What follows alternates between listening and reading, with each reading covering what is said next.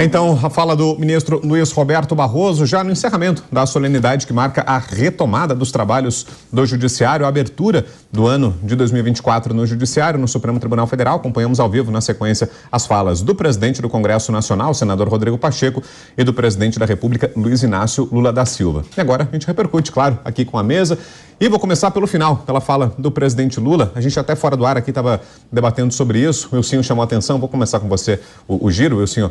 O fato de que o presidente Lula trouxe para o discurso, apesar de a cerimônia ser relativa ao ano do Judiciário e dever se restringir, pelo menos no papel, a esse tema, o presidente Lula trouxe para o discurso, fez questão de inserir ali o tema da segurança pública. Parece que é a questão do momento para o brasileiro e o presidente Lula materializa isso no discurso, né, senhor?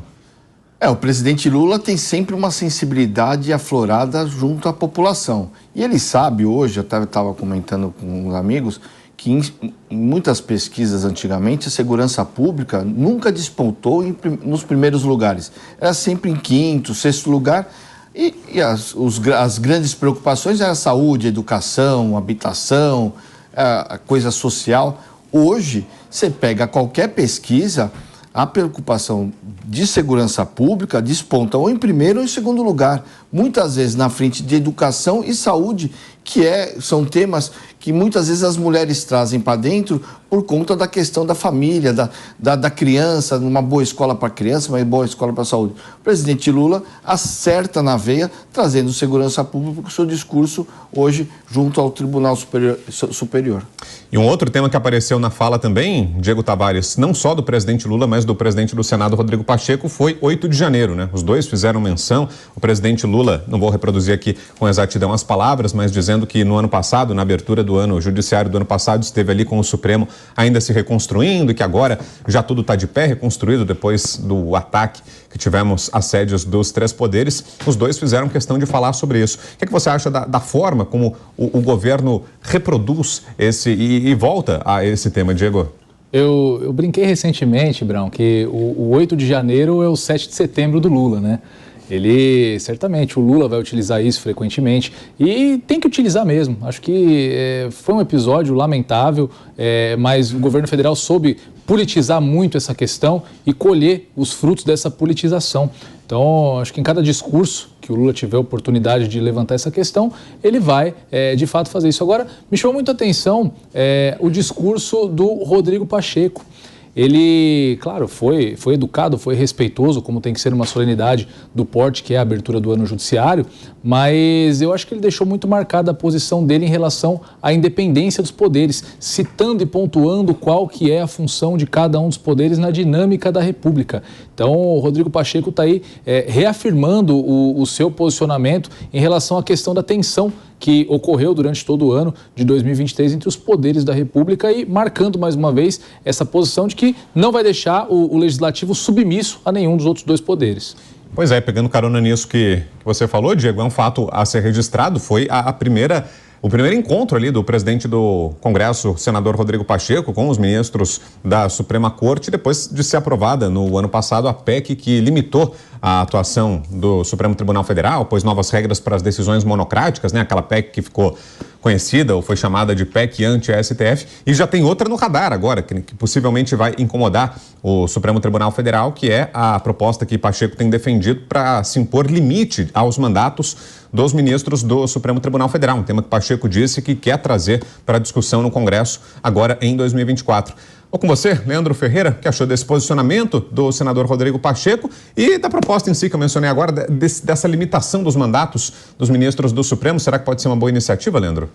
Olha, eu acho que essas solenidades, elas são importantes e simbólicas. Aquele plenário do STF foi destruído no ano passado, né? Então, é importante a gente ver aquilo ali, né? Mas nós sabemos que a agenda de cada um que está ali no dia a dia difere desse momento harmonioso que a gente acabou de acompanhar. Então, o que eu acho é que todo meio de controle dos poderes, seja entre os poderes, seja da população para com os poderes, é bem-vindo, né? Se for dessa forma, acho que as melhorias que são discutidas no Congresso fazem sentido. Eu não tenho uma opinião formada, por exemplo, sobre a questão da decisão monocrática, mas a questão dos mandatos terem algum limite, pode ser que faça algum sentido, seja pela idade que já temos, né? Então já funciona, né? Seja por um mandato que tenha começo, meio e fim. A gente vê, inclusive, no caso dos Estados Unidos, que não tem regra de aposentadoria compulsória, ou seja, não tem uma regra de fim de mandato, né? O quanto muitas vezes é prejudicial à Suprema Corte dos Estados Unidos que a pessoa fique como juiz da Suprema Corte indefinidamente. Então, eu acho que o que precisa é aperfeiçoar o controle do judiciário, mas não apenas no STF. Tem que fazer muito controle do judiciário também nos níveis estaduais, na Justiça Federal. Afinal de contas, a gente vê muito abuso de poder, desrespeito às prerrogativas de advogado, desrespeito a clientes, não uniformidade de decisões pelo país afora, né? Então, acho que é bem-vindo, sim, o controle maior por parte dos demais poderes e da população do judiciário, desde que discutidos com interesses claros, cristalinos e transparentes. E você, para fecharmos esse giro, Diogo da Luz, que destaca, Diogo, das duas últimas manifestações que acompanhamos, do presidente Lula e do presidente do Congresso, senador Rodrigo Pacheco? Rapidamente, eu acho que vale mesmo ter um limite para o mandato dos ministros do Supremo e talvez de outros membros do Judiciário, mas ele não pode ser tão curto, de 8 anos ou 4 anos, e não pode coincidir com as campanhas políticas. Senão começa a virar uma campanha de candidato ao STF, de candidato ao Superior Tribunal de Justiça, assim por diante. Mas concordo que segurança é um tema que eles estão levando bastante a sério, dizendo que levam bastante a sério, pelo menos, tomara que seja verdade. E o Pacheco colocou bem claramente, como disse o Diego, essa separação de poderes, mas eu vi um personagem que politicamente mais foi destacado lá, que na verdade não tem cargo nenhum, que é a Janja, né? Eu nunca vi falarem tanto da esposa do presidente numa solenidade formal e oficial como essa. O próprio Lula, né? Acho que foi o segundo nome mencionado, salvo engano, eu estou falando de memória aqui, eu posso estar enganado, mas quando o Lula começa o discurso, acho que a segunda pessoa a ser mencionada foi a Janja. Ele se refere ao Barroso e depois a Janja. A Michelle era tratada com pompa e circunstância em todos os eventos oficiais. Então não é assim. A Janja tem um posto de primeira-dama, eu concordo que tem que se discutir o primeiro-damismo, é um retrocesso a gente ver esse monte de primeira-dama com papel político Brasil afora, e não é só no governo federal, mas não dá para dizer que nunca vi. Já viu, você viu no governo passado. Vou falar uma coisa, eu sou casado e tenho mais uns 2 ou 3 casados nessa mesa. Vai numa cerimônia, vai num evento que tá a esposa e os filhos e não cita o nome da mulher. Volta pra casa depois. Se eu não pedi, você não tava nem aqui na mesa do Tá explicado. Mas ela não é esposa do Barroso, né?